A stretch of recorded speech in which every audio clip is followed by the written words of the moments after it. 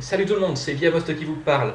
Et aujourd'hui, pour fêter le 10e épisode qui, je l'espère, aura plus de pouces verts que de pouces rouges, on s'attaque à un Goliath de la vidéo en sortant un petit peu de YouTube. Alors là, je fais genre, il y a du suspense, hein, mais si vous avez lu le titre de la vidéo avant de cliquer dessus, vous savez déjà qu'il s'agit d'un épisode spécial sur les Disney, et puisqu'il s'agit d'un peu critique, un épisode qui traitera des bourdes dans les Disney. Allez, on y croit, on se lance. Roi Lion, donc. Sûrement un des premiers Disney que j'ai vu, avec cette magnifique intro qu'on a tous essayé de chanter au moins une fois. Ouais. C'est aussi la première chanson que j'ai dû faire en yaourt, je vous rassure. Donc je disais, le premier Disney que j'ai vu et où j'ai découvert avec horreur que beaucoup de personnes pensaient qu'il était copié sur un dessin animé japonais, Kimba.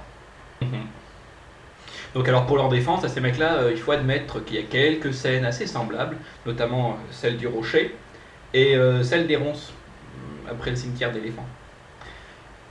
On note au passage que le mec qui a fait le site n'est pas capable de faire la différence entre Timon et une hyène. Oh oui. Oh oui. Mais réfléchissons 2 secondes. Vous voulez prouver que le Roi Lion fait un plagiat, est un plagiat même carrément, on va y aller jusqu'au bout, d'une œuvre connue, hein, c'est toujours mieux. Eh ben, je sais pas, c'est quoi l'histoire? C'est l'histoire d'un prince dont le père a été tué par l'oncle. Non, toujours pas. Qui a été exilé. Non, on s'en rapproche.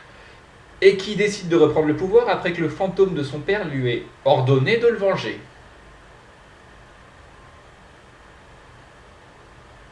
Non, toujours pas. Juste comme ça, Shakespeare, Hamlet, ça vous dit rien? Ça peut être une coïncidence, on va jusqu'au bout. C'est quoi déjà l'histoire du Roi Lion 2 hein? Une histoire d'amour entre 2 personnes. Bon, jusque-là c'est normal, hein. 3 ça deviendrait choquant. Qui sont chacun issus d'une famille qui se déteste depuis... Bon là, ils ont du bol, c'est que depuis une génération. Il y a déjà des tensions, hein. Non? Toujours si je vous parle de Shakespeare, vous voyez pas? Bah oui, Roméo et Juliette. Qui sont cons. Pardon. Non, vous êtes très, très bien.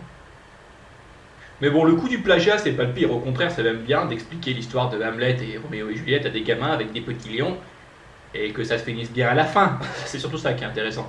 Mais il y a plus bizarre, comme par exemple, regardez cette scène. Là, il y a Simba, il y a 20 hyènes qui se jettent sur lui.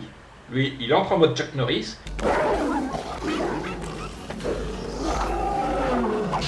Et il les envoie paître en 2 secondes. Bon, ok, pourquoi pas, je suis pas zoologue, je sais pas si c'est réaliste ou pas. Après, il suit Scar. Ils se tatanent la gueule respectivement.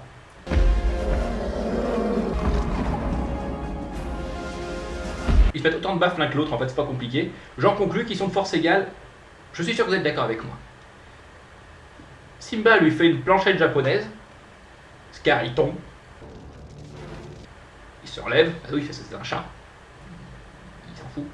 Bref, je m'éloigne du sujet. Et là, il y a 2 hyènes qui lui sautent dessus. 2 hyènes. Il est mort. 2 hyènes. L'autre, il s'en est pris 20 tout à l'heure, il a rien dit. Lui, il s'en prend 2, il hurle à la mort. C'est quand même un peu se foutre de la gueule du monde.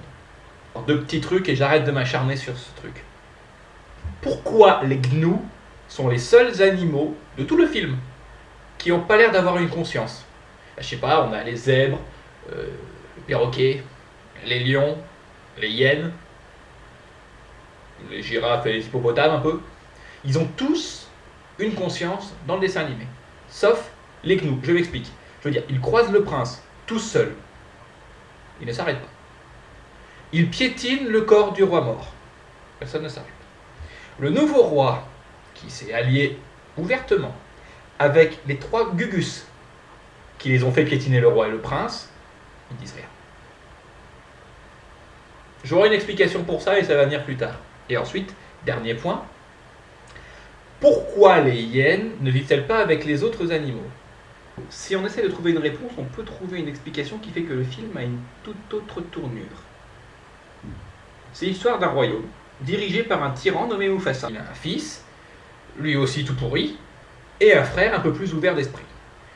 Le frère en question est prêt à accueillir dans le royaume d'autres animaux que la viande que tout le monde va bouffer. Mais il ne parvient pas à convaincre son frère qu'il est sur la mauvaise voie, et donc il se fait violence et il se force à commettre un parricide et un neveuticide. C'était un fratricide en fait, le groupe de recherche. Un fratricide et un neveuticide. Malheureusement, il échoue. Ce qui pourrait mettre en branle son plan de génie, qui ne vise ni plus ni moins qu'à établir une égalité entre les hyènes et les lions, et ça c'est très bien. C'est un bienfaiteur ce mec. Malheureusement, le terrible Simba revient pour rétablir les droits dictatoriaux, oui c'est ça, des lions, et terrasse ce vaillant Scar. Et bah si vous regardez le film comme ça n'a pas du tout la même morale déjà, parce que la morale à la fin c'est si ton père est roi tu peux faire ce que tu veux, même si le plan de l'autre était juste. Puis c'est un tout petit peu dépressif aussi. Bon d'ailleurs, quitte à ruiner votre vision du roi lion, on va aller jusqu'au bout. Chez le lion, c'est le principe du mâle dominant. Ça veut dire qu'il n'y a qu'un seul mâle qui a le droit de faire des lionceaux. Je vais rester soft, hein, des fois qu'il y ait des enfants qui nous regardent. Hein. On sait jamais. Donc en partant de ça, ça veut quand même dire du coup que Simba et Nala sont frères et sœurs. Ou au mieux demi-frères et demi-sœurs. Ça reste quand même bien gore quand tu vois ce qu'ils ont fait dans le 2. Ils sont quand même un gosse ensemble.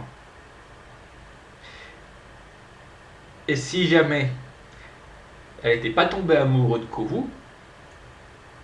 il y a de fortes chances que ça soit son père qui ait dû lui faire des petits lionceaux. Bon là, même s'il y a des gosses, ça reste dégueulasse.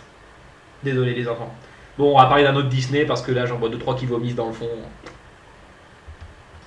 Et on continue notre descente dans les conneries de Disney avec Blanche-Neige qui nous apprend à nous, mâles, que pour séduire une femme, il faut l'espionner. Et si jamais elle te repère, tu te mets à chanter pour elle.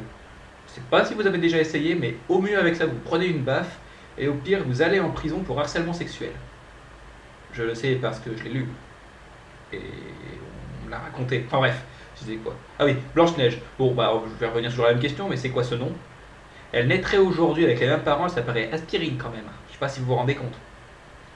Marc, il y en a bien qui s'appelle Thomas. Au départ, j'allais faire une blague sur les Kevin, mais j'étais pas sûr que ça allait passer. Tandis que pour Thomas, je sais que les Thomas sont intelligents, ils ont un sens de l'humour assez développé, du coup, je m'y risque. Bref. Donc, mis à part son prénom pourri, il y a quand même quelques failles dans le scénario, non? Rien que le plan de la reine, par exemple. Est-ce qu'il est dit à un seul moment qu'elle a le mécanisme pour passer de vieille moche sorcière à la reine moche aussi, hein, désolé madame, hein, mais vous ne sauriez jamais, on ne peut pas être considéré comme belle si on ne sourit jamais. Sans déconner, son plan, pour moi, ça ressemble à ça. Suis-je la plus belle, beau miroir?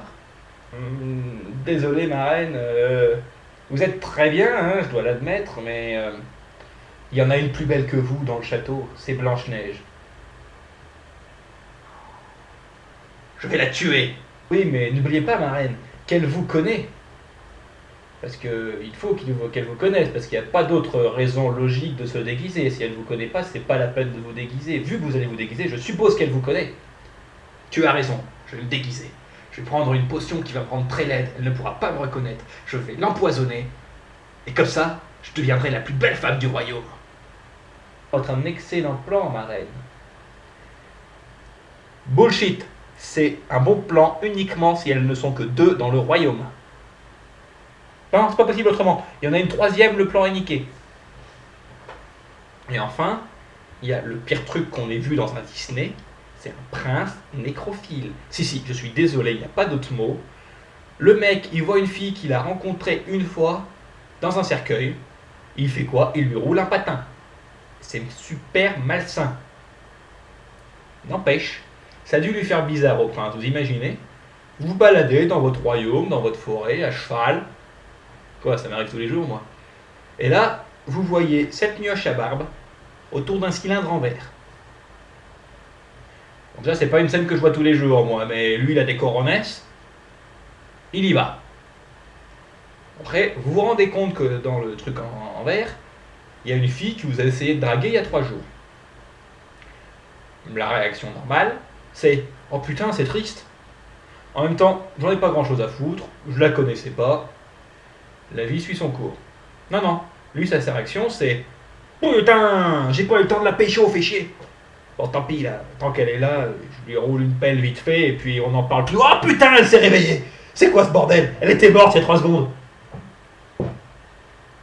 Normal. C'est un peu bancal quand même. Bon, pour les 2 prochains Disney, je vais accélérer un peu, parce que sinon on est encore là demain. Bon, alors un Disney que j'ai vraiment adoré, que je pensais pas trouver d'erreur dedans, mais qu'un pote m'a mis le nez dedans, mais il avait raison, hein, c'était vraiment une énorme bourde. C'est Pirates des Caraïbes. Quand ce brave Jack Sparrow est en prison, je sais pas si vous vous rappelez la scène, hein, il est en prison, il y a 2 de ses anciens copains qui viennent. C'est la scène où on se rend compte qu'ils sont un peu squelettiques. Les 2 mecs là en question, ce sont des gars du Black Pearl. Ils ont pour capitaine Barbossa. Barbossa, quand il revoit Jack Sparrow, il est surpris de le voir. Ce qui veut dire que les 2 gars qui sont allés voir Jack Sparrow ont eu la conversation suivante. Dis Christophe, on lui dit au grand patron qu'il y a son ancien capitaine qui veut sûrement le buter et qu'on laisse dans une ville à moitié vide où les 3/4 des gardes sont morts par nous, qui est encore en vie. Bah non. Pourquoi tu veux qu'on lui dise? Pas comme s'il risquait de s'échapper, après tout, c'est Jack Sparrow, on le connaît, il a 2 pieds gauches ce mec. Il sait rien faire de sa vie, il a aucune ingéniosité. Pourquoi on irait prévenir le patron avec un gus pareil à ses trousses? Hein? Qu'est-ce qu'il risque? Au pire, il va pas s'évader. Ah ouais, t'as raison. Il y a aucune chance qu'il s'évade en plus. Ce dialogue a eu lieu. Ce n'est pas possible autrement. Cela dit, s'il l'avait prévenu Ketchup Barbossa, Jack Sparrow serait sûrement mort, et le film aurait été nettement plus court.